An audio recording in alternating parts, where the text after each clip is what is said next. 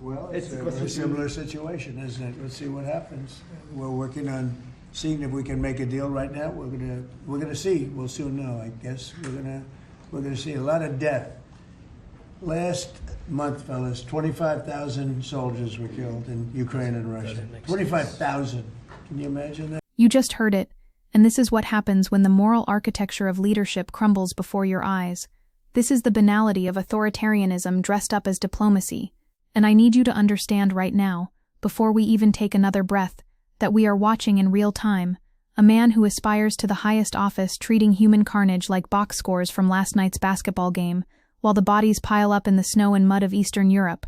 25,000 soldiers killed in a single month, according to Trump's own citation, and his response drips with the casual indifference of someone flipping through channels, looking for something more entertaining. And what you're witnessing here is not just a policy failure or a rhetorical misstep, but a fundamental collapse of the moral imagination that separates democratic leadership from autocratic pathology. NATO Secretary General Mark Rutte said there had been over 1 million casualties since February 2022, counting both Russians and Ukrainians, and yet here stands Trump forecasting a lot of death with the emotional weight of a weather report. And you need to understand what's happening in this linguistic violence, because language matters. Framing matters. The way we talk about mass death reveals everything about our relationship to power and to human suffering. Over 14,000 civilians, including 745 children, have been killed since the war began, and over 53,000 civilian casualties have been inflicted, but Trump's rhetoric flattens this humanitarian catastrophe into abstraction, into numbers that float free from the screaming and the blood and the mothers who will never hold their sons again. And here's where it gets absolutely devastating, because this isn't happening in a vacuum. This is part of a documented pattern that reveals Trump's grotesque relationship with Vladimir Putin and his systematic normalization of Russian aggression. Former acting FBI Director Andrew McCabe said, "All we have gotten is more questions, more evidence, more situations that point toward very serious questions about Donald Trump's relationship with Russia, and specifically with Vladimir Putin, and none of those questions have ever been answered." And now we're watching Trump shrug off Russian war crimes with the same casual dismissiveness he'd used to describe a disappointing hamburger. Trump has spoken with Putin as many as 7 times since he left the White House, including as recently as this year, according to journalist Bob Woodward, and Trump has referred to Putin as very savvy and a strong man, and he praised Russia's invasion of Ukraine as genius, which tells you everything you need to know about where his sympathies lie when Ukrainian cities are being reduced to rubble.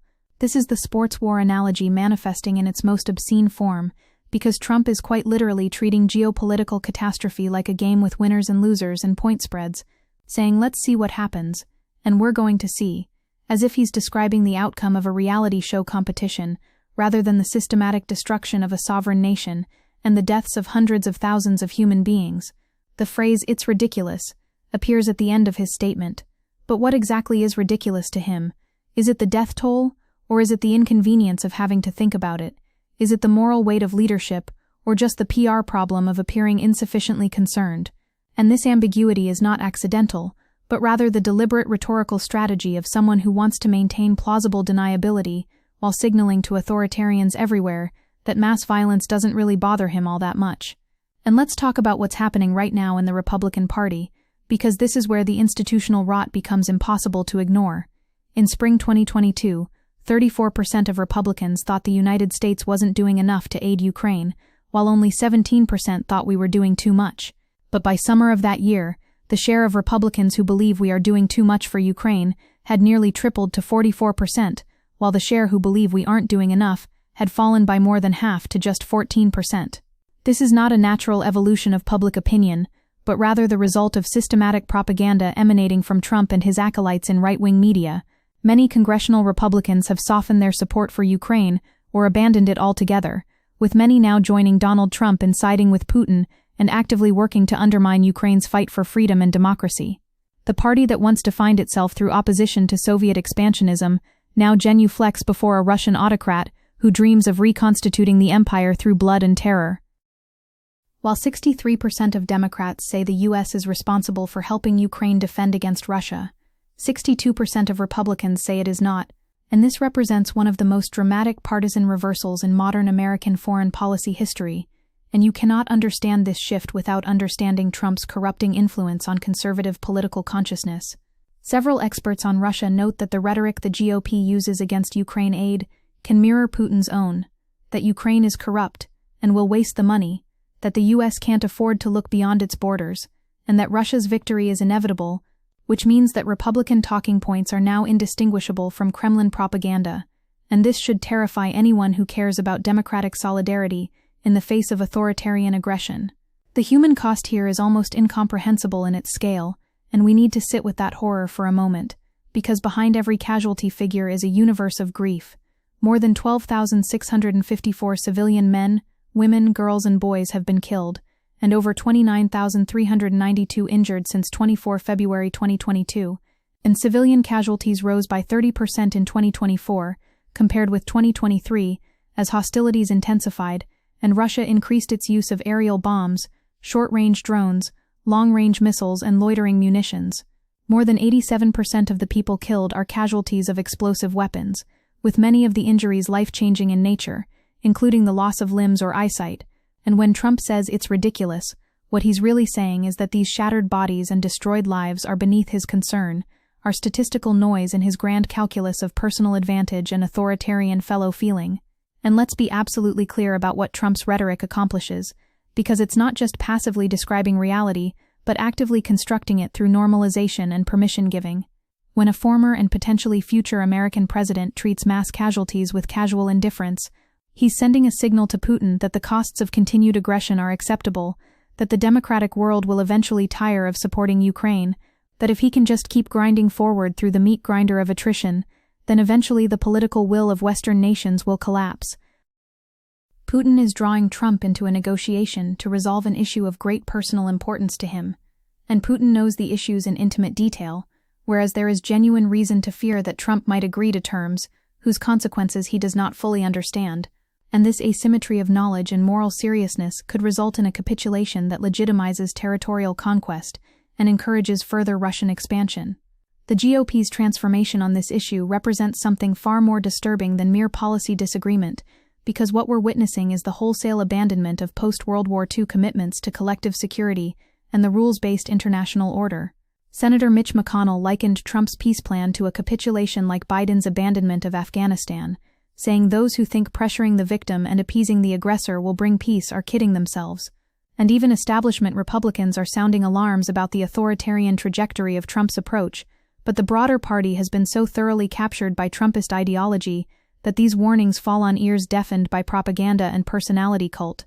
By dismantling pro-democracy programs, tolerating and at times embracing strongmen, the Trump administration has removed both the external checks and the moral weight of U.S. disapproval on the world stage, inviting American adversaries such as Russia and China to fill the void.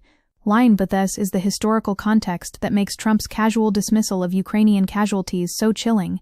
We're not just talking about one clip or one statement, but rather a comprehensive worldview that sees authoritarians as kindred spirits and democratic resistance as inconvenient obstacle to deal-making and personal aggrandizement. It is autocratic regime consolidation, not the pursuit of national interest, that drives Trump's seemingly chaotic policies, and Trump's ambition to emulate strongman rule puts him at odds with democratically elected leaders while earning him the support of autocratic regimes. And this brings us to the deeper philosophical question about what Trump's language reveals about his understanding of moral responsibility and human dignity, because when he says, "Can you imagine that?" it's ridiculous. He's not expressing horror at the scale of death, but rather irritation at the inconvenience of it, the way it complicates his desire to be seen as the great dealmaker who can solve everything with a phone call and a handshake. The 25,000 dead soldiers are not human beings with families and dreams and futures, but rather obstacles to his self-aggrandizing narrative of diplomatic mastery, and this instrumentalization of human life is characteristic of authoritarian thinking, where individuals exist only as means to the leader's ends, rather than as bearers of inherent dignity and rights. Trump has usurped congressional authority by freezing or canceling spending and dismantling agencies, repeatedly imposed tariffs without legislative approval by declaring national emergencies that did not exist, and most of his signature policy initiatives, including sweeping tariffs and military assaults, were all carried out illegally, undermining Congress's authority. The son of authoritarian governance domestically mirrors his approach to international affairs, where democratic norms and institutions are treated as irritating constraints rather than essential foundations of legitimate power. The man who shrugs at Ukrainian casualties is the same man who threatens American democratic institutions, and we cannot separate his foreign policy nihilism from his domestic authoritarian impulses because they spring from the same poisoned well of narcissistic indifference to human suffering. The contrast with Biden administration policy could not be more stark, and this matters because it reveals the stakes of the choice American voters face. The United States, in coordination with the EU, NATO and others, has provided substantial assistance to Ukraine and imposed expansive sanctions on Russia, while increasing military presence in Central and Eastern Europe to deter further aggression. Ukraine has received about $175 billion in aid from the United States and $107 billion from the European Union. This represents a comprehensive commitment to defending democratic sovereignty against authoritarian expansion, and it's grounded in the recognition that if Putin succeeds in Ukraine, then the entire post-war architecture of peace and security collapses into a Hobbesian nightmare of might makes right. But Trump's approach isn't just different, it's actively destructive of these commitments because Trump has blamed Ukraine for Russia's aggression and frozen military aid to Kiev, while withdrawing the U.S. from key United Nations and international institutions. A lot of death telegraph that he views Ukrainian resistance as the problem, rather than Russian aggression as the crime. This victim-blaming framework is classic authoritarian logic, where those who resist domination are responsible for the violence visited upon them, rather than those who initiated the aggression, and it represents a fundamental inversion of moral causality that would make George Orwell weep. And we need to understand the propaganda function of Trump's numerical citations here, because when he throws around figures like 25,000 killed in a month, he's not engaging in careful empirical analysis, but rather performing a kind of statistical theater designed to overwhelm moral reasoning with the sheer scale of violence. A research fellow at the Egmont Institute said Trump's casualty estimates have no basis in reality, and the most reliable sources have verified about 90,000 confirmed Russian fatalities, with estimates of actual deaths between 138,500 and 200,000, which means Trump is likely inflating or distorting the numbers in ways that serve his rhetorical purposes of making the conflict seem hopeless and the pursuit of victory unrealistic. The historical parallels here are devastating if you know where to look, because we've seen this pattern before in the 1930s, when democratic powers confronted fascist aggression with appeasement and moral equivocation, and the result was the bloodiest conflict in human history. There are plenty of examples of 21st-century democratic backsliding across the globe, including Hungary, Russia, India, Peru, Israel, and Venezuela. And Trump's rhetoric places him squarely within this global tide of authoritarian resurgence, where strongmen consolidate power by attacking democratic institutions and normalizing violence as a tool of governance. The clip you just heard is not an isolated gaffe, but a window into a comprehensive worldview that threatens not just Ukrainian sovereignty, but the entire project of democratic internationalism that has prevented great power war for nearly 80 years. Trump's populism constituted a political trauma for the U.S. foreign policy establishment, which framed Trumpian populism as a political anomaly through interlocking frames of authoritarianism, irresponsibility, and immaturity that could only be rectified through foreign policy normalization during the Biden administration.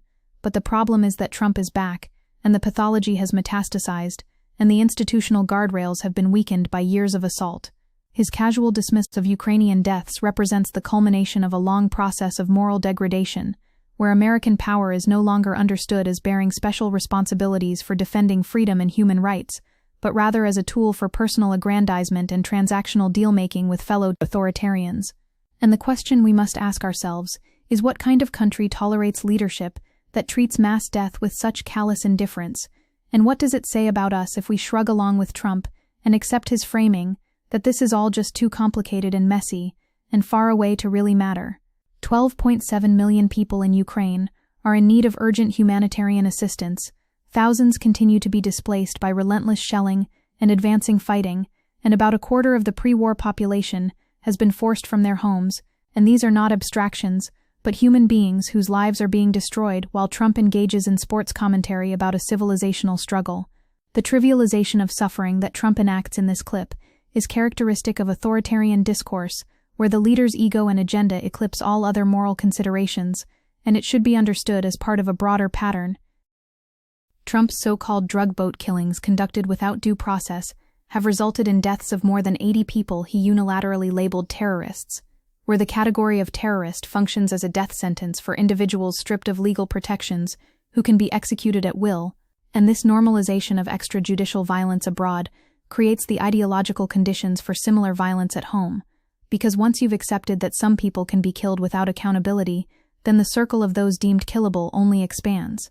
The sports war analogy operates here as a kind of cognitive weapon that transforms a moral emergency into entertainment spectacle, where the proper response is not outrage or mobilization, but rather passive spectatorship and detached commentary.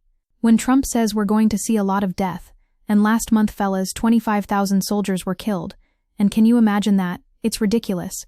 He's performing the role of color commentator rather than leader, someone who observes and narrates rather than someone who bears responsibility for outcomes and decisions. This represents an abdication of moral leadership so complete that it borders on nihilism, and it's precisely what Putin hopes for from American politics, because a United States led by someone who doesn't care about Ukrainian suffering is a United States that won't sustain the commitments necessary to defeat Russian aggression. Progressives are staring down the prospect of a generational defeat of their ideals and the dismantling of international norms and institutions paid for with the blood and treasure of 2 world wars, and it is time to make a radical and decisive change in strategy by mobilizing for a new vision of American foreign policy that is clear, coherent, and deeply grounded in values and ethics, because what we're confronting in Trump's rhetoric is not just bad policy, but an assault on the very foundations of moral reasoning in international affairs. The casual acceptance of mass death, the equation of Ukrainian victims with Russian aggressors, the refusal to condemn Putin's war crimes, these all represent a comprehensive rejection of the principles that democracies supposedly stand for, and if we allow this framing to go unchallenged, then we are complicit in the moral catastrophe it enables. And make no mistake about what's at stake in this framing battle, because language shapes possibility, and Trump's rhetoric of resignation and indifference creates the discursive conditions for abandoning Ukraine to its fate. When he says we're working on seeing if we can make a deal right now, what he means is he's looking for a face-saving way to force Ukraine into territorial concessions that reward Russian aggression and violate every principle of sovereignty and self-determination that supposedly animate American foreign policy. Many believe the war may end this year, as Trump vowed to end it upon taking office and has sought to broker a peace deal, but Zelensky has expressed concerns over exclusionary peace talks between the United States and Russia, fearing a disproportionate resolution and lack of security guarantees for Ukraine's future, and these fears are entirely justified given Trump's demonstrated indifference to Ukrainian agency and his track record of preferring Putin's company to that of democratic allies. The GOP's acquiescence to this moral collapse represents perhaps the most shocking transformation in American political history, because this is the party that once organized itself around opposition to communist expansion and support for freedom fighters resisting Soviet domination.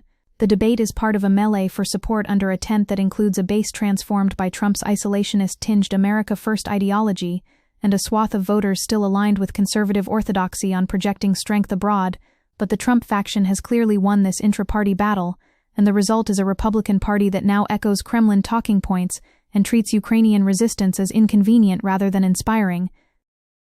Every word in Trump's statement deserves scrutiny, because the banality of his phrasing obscures the horror of what he's describing.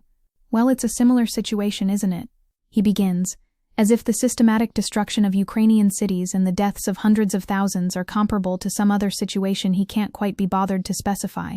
Let's see what happens, he continues, performing the role of disengaged observer rather than leader, with the power to influence outcomes.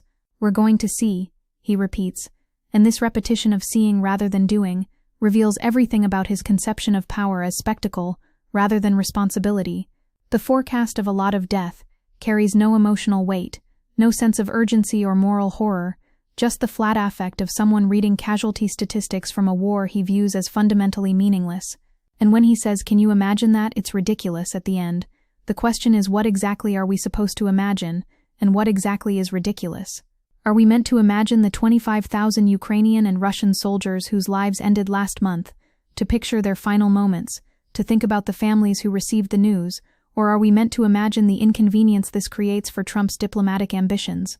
Is the ridiculous thing the death toll itself, or is it ridiculous that people expect him to care? Is it ridiculous that Ukraine continues to resist, or ridiculous that Russia continues to attack? And this deliberate ambiguity is the rhetorical signature of authoritarian discourse, where meaning is destabilized and moral clarity becomes impossible. Nowadays, most democracies fail not through coups with tanks and violence, but through these kinds of tactics and attacks on institutions coming from within, and Trump's rhetoric about Ukraine is part of this broader authoritarian playbook, where democratic norms are eroded through normalization of violence and indifference to suffering. The clip you just heard represents a test of whether American political culture will resist this normalization, or whether we've already slipped so far toward authoritarianism that casual dismissals of mass death no longer register as scandalous, but rather as just another day in Trump's America. The fight for Ukraine is inseparable from the fight for democracy everywhere, because if we accept that territorial conquest through military aggression is legitimate, then we've abandoned the only principles that prevent constant war and domination. If we shrug along with Trump and accept that Ukrainian deaths are just the price of making a deal with Putin, then we've surrendered any claim to moral leadership or even moral coherence in international affairs. The 25,000 soldiers Trump mentions so casually are martyrs to the cause of democratic sovereignty, and if their sacrifice is trivialized as sports statistics, then we dishonor not just them but everyone who has ever resisted tyranny and paid the ultimate price. This is the moment. This clip is the test, and the question is whether we still have the moral courage to say no, to insist that mass death is not ridiculous but tragic, that Ukrainian resistance is not futile but heroic, and that American leadership means something more than casual indifference to the greatest humanitarian catastrophe of our time.